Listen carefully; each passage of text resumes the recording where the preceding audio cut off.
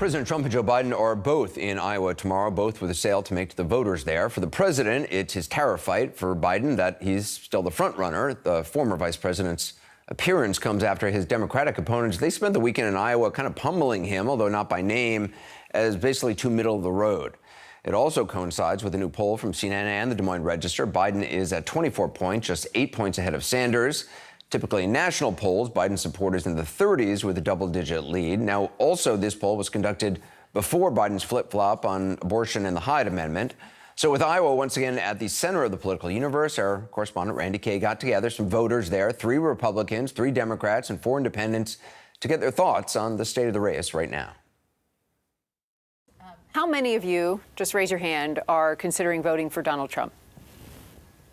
4. And how many of you are considering voting for Joe Biden?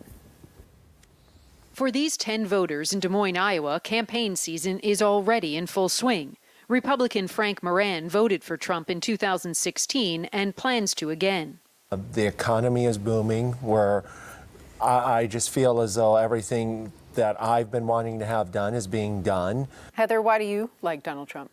He's working on border control, which I think is really important. This lifelong independent voter is also supporting Trump. I vote for somebody who's going to protect and defend the Constitution. And Cecil, as an independent, you're not considering voting Republican at all? Oh, no.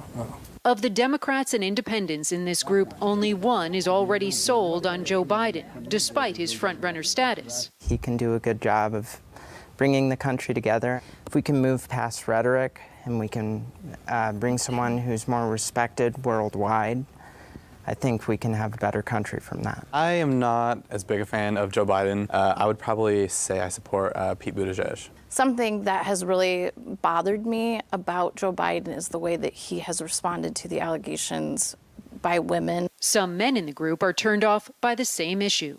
I didn't like his idea that, it's okay to just go up to a woman and smell her hair and say, I mean, who does that? Republican voter Haley Ledford will be voting in her first presidential election and plans to support Trump for now. Would you ever consider not voting for Donald Trump, given some of the things that he has said about women or his attitude towards women? If there was a Republican candidate who represented my personal morals and beliefs, yeah, I would choose